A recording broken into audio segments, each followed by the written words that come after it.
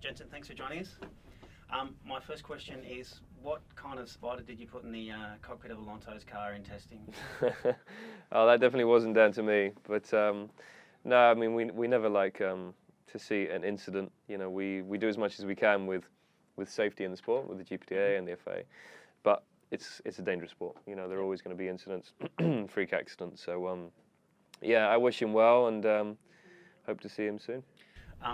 Being completely selfish here, do you see the fact that he's potentially 25 points behind if you were to win on Sunday? Are you thinking advantage button? He definitely will not be 25 points behind after this weekend. You know, I do not go into this weekend thinking that we are going to challenge for victory. I think you have to look at testing, look at our experience in testing, which obviously we didn't do anywhere near as many laps as we would have liked to have done. We also had issues, which we resolved very fast, but we're a long way behind the main competition, if you like. So it's not going to be the easiest weekend because we always want to go into the race and have a chance of winning, but we will definitely get the best out of what we have, and I really don't know where we stand right now in terms of the end result. How much of a concern is the lack of mileage in testing? Is it a huge concern, or is it just...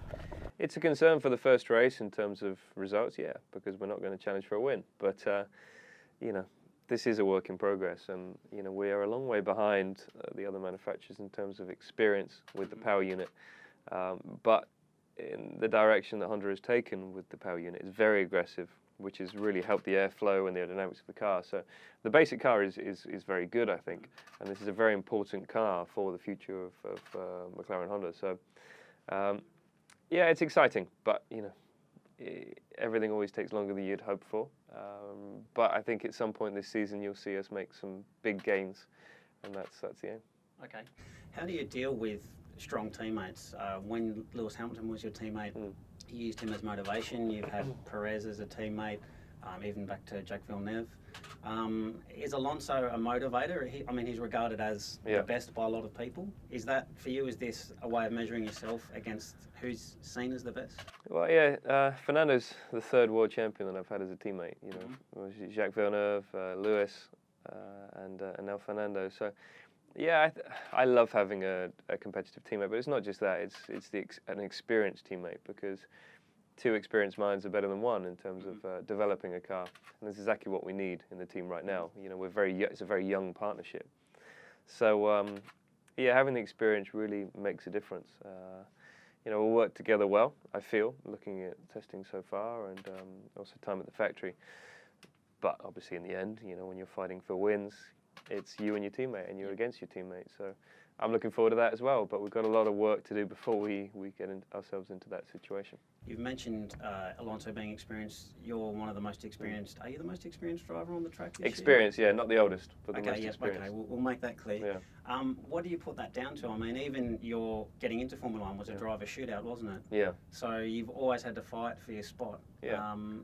What do you put your longevity down to? I mean, I think every driver in Formula One has natural ability. We're lucky enough that we're born with an ability to drive a racing car very fast. But I think we all realise that isn't enough. You know, you need to build on that, and you need to hone your driving skills, your engineering skills, your fitness, your nutrition, the way that you build a team around you and develop a car. There are so many things, and that's the exciting part of this job. You know, there's always more to learn, and with the regulations changing all the time, there are new challenges the whole time, and I think that's why we want to be involved for so long. And you know, Fernando, I think, is a year behind me in terms of experience. We've had 500 Grand Prix between us, which is 500 more than one other team on the grid. So probably two other teams on the grid. But you know, this is what you need to build a team to fight at the front, and hopefully we'll see that in the future. Your experience, you're in a unique position because of the BAR Honda days. Do you think that contributed to you getting the seat for this year? I don't know. I mean, I'd like to think it's my experience with McLaren and what I've achieved with this team and the job that I've done for this team. You know, and you always have to compare yourself to your teammate, and I think I've done a very good job. So I'd like to think that was why I got the drive this year. But yeah, I have a very good relationship with Honda. We were together for 6, 7 years, and won my first Grand Prix with Honda and our only win of the noughties, or Honda's experience of racing in Formula One in the noughties. So yeah, good experience with them. We've had some tough times as well, and I think Honda and myself both feel that there's some unfinished business in the sport. So I'm looking forward to working with them for many years. Are there many people that are actually the same as before? Is it a totally different crew, or are there some people that you already knew?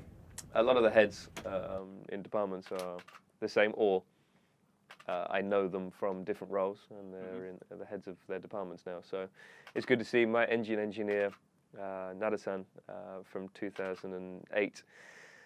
He is still in the sport, and he's sort of the head of engineering now. So it's good to see that, to see his face, and to